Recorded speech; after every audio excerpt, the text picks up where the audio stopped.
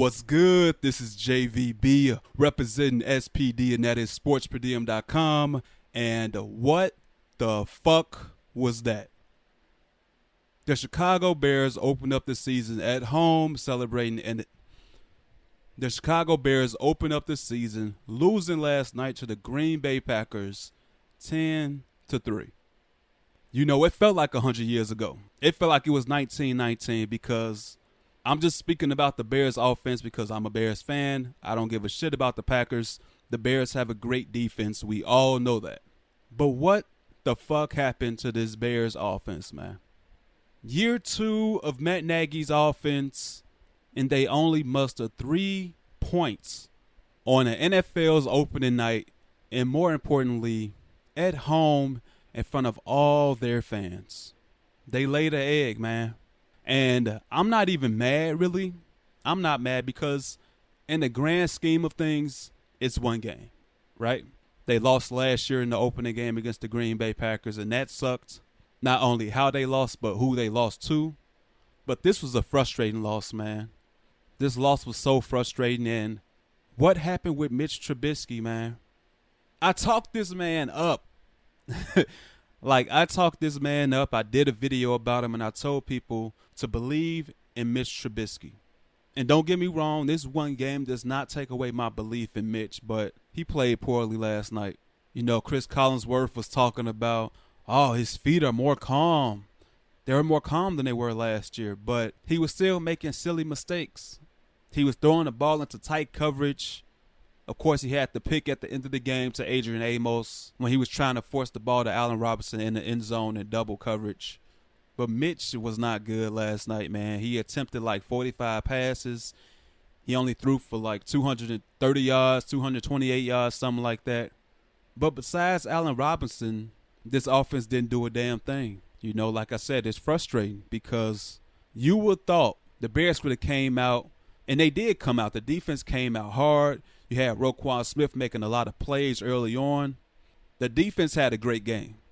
I'm not even going to talk about the defense. Yes, Aaron Rodgers caught them down the middle with a bomb pass to Valdez-Scantling. But, man, this offense laid a big-ass egg last night. And where was David Montgomery, man? Yeah, I know he's a rookie and he may not know all the pass protections and all that. But come on, man. Barely touching the ball. Like you saw what he can do in that stretch play where he had 2 Packers in his face and he made both guys miss and he created the first down. He converted on the first down. This man can make people miss. So why not have him out there more?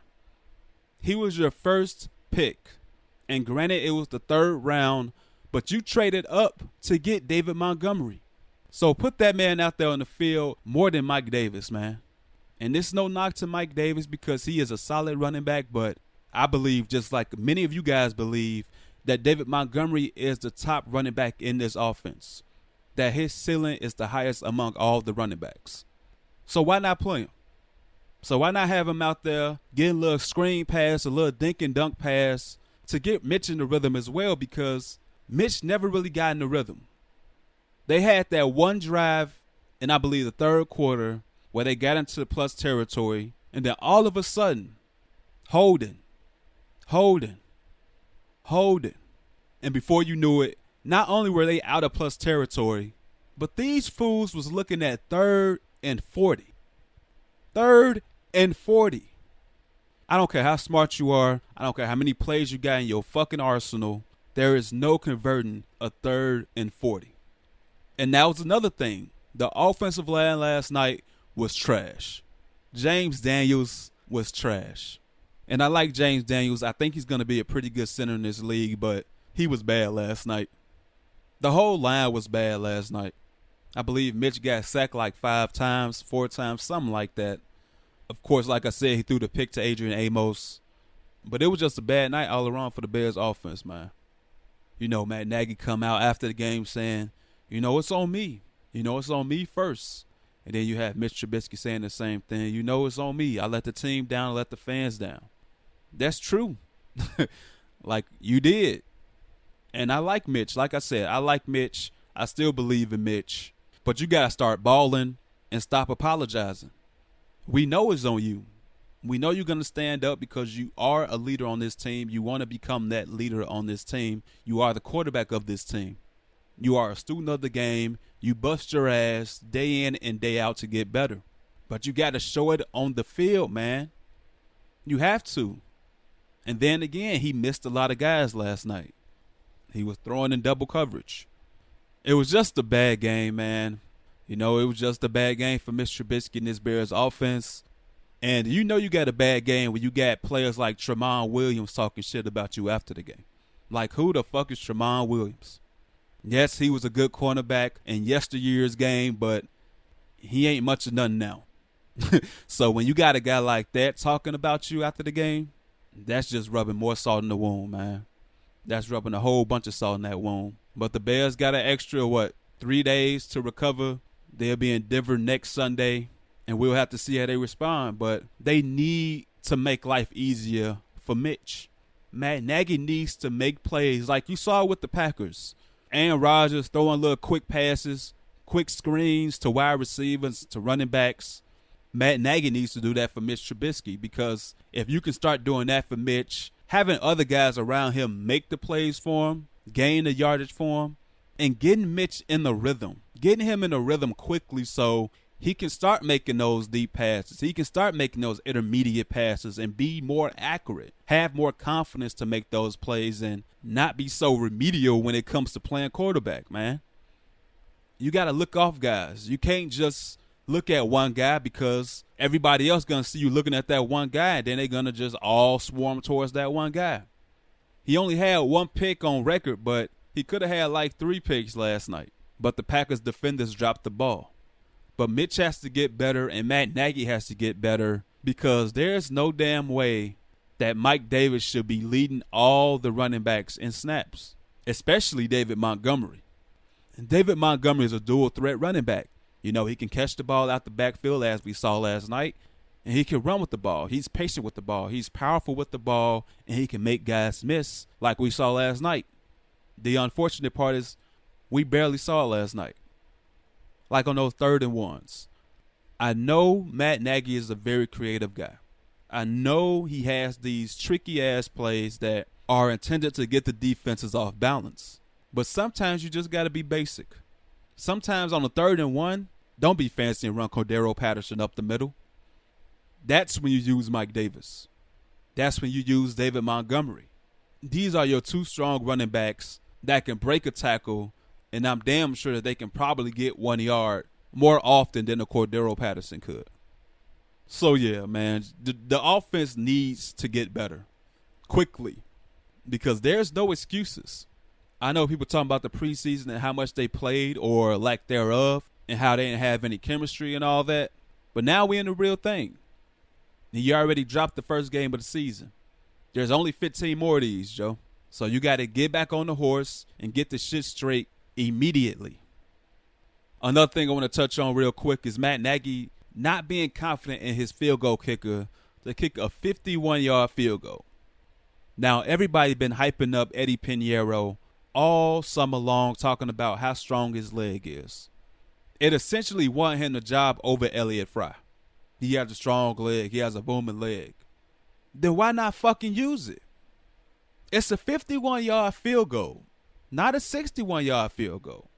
Give this man the opportunity to continue to build confidence in himself. Because if he's not kicking 51-yard field goals or getting the opportunity to kick 51-yard field goals in a game, that's not going to do him any good in the long run, which in turn isn't going to do your team any good in the long run. Because what if you need a 52-yard field goal in the playoffs and it's 4th and 29, or should I say 4th and 40, and you got Eddie Pinheiro with the opportunity to kick a 52-yard field goal to send you guys to the Super Bowl or win the Super Bowl?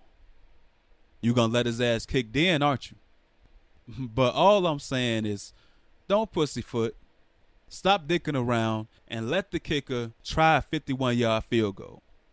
It was a calm-ass day last night. The weather was perfect last night for the game, so there was no reason why this man couldn't have attempted a 51-yard field goal. But just imagine if you put him out there to kick that 51-yard field goal. And what if he made that field goal? You know how fucking hype he would have got? You know how fucking hype the crowd would have got to see their kicker make a plus 50-yard field goal? You know what that would have probably done for the team? Like, momentum is a motherfucker, man. And sometimes you got to stop dicking around, stop pussyfooting, and just do it. Just do it. Because you never know what good can come from it, man.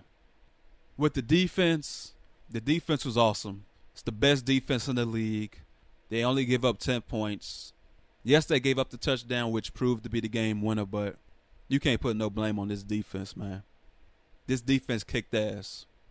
They had the one bomb Aaron Rodgers let off to Valdes-Scantling, and then Aaron Rodgers threw the touchdown pass to Jimmy Graham over Deion Bush. That was it. Everybody else was pretty much solid. I mean, I think out of all the defensive guys, Prince Amukamara probably was the weakest link of the team. Not saying he was trash, but he did have that big play on him. You know, Kyle Fuller had a good game. Devontae Adams didn't do shit last night. Aaron Jones and Jamal Williams didn't do shit. You know, the defensive line was solid. Roy Robertson-Harris, shout out to you, man. You had a hell of a game. Leonard Floyd. Yes, Leonard Floyd had a pretty damn good game. And he actually got a bull rush sack on David Bakhtiari of all people, too. So, good game for Leonard Floyd. It always helps you got 52 on the other side of you. But all in all, the defense played well, but the Packers defense played better. But in my opinion, it was more so the Bears offense being worse than the Packers offense. You still got to prove it to me with the Packers defense, man. I know they got some additions. They got the Smiths. Of course, they got Adrian Amos, who made the big play last night. Jair Alexander is a pretty good player. This is his second year in the league. But let's see how the Packers defense hold up the whole season. I'll be interested to see if this was actually a real thing with the Packers defense, or was it just a byproduct of Mitch Trubisky not being good, in turn the whole Bears offense not being good. But I'll give them their props. You know, they came into Chicago. The Bears had all the hype. The Bears had everything going for them. They won the division last year, Super Bowl favorites this year, and they beat the Bears. But I still got faith in the Bears. Like I said, there's only one game. I know a lot of people probably jumped off fucking ledges last night, but it's going to be all right. The Bears will be back, but they'll be going into Denver next Sunday, and that's going to be a big game too because that's going to be the Broncos' home opener. Of course, Vic Fangio is the Broncos' head coach. He was the D coordinator here last year and over the last few years, so he's going to rally the troops big time. And they already got a great defense. They're going to be at high altitude, so it's not going to be easy for this Bears offense again, but we'll have to wait and see how they fare against the Broncos defense. But all I got to say is that it was a frustrating loss last night. You know, for all the people that came out last night for the kickoff party and watching the game at Grant Park. Of course, all the people inside of Soldier Field. I know it sucked big time for you guys, but it's not over. It's 1 of 16. They were 0-1 last year. They lost to the Packers last year. They came back. They got their revenge. They won a division.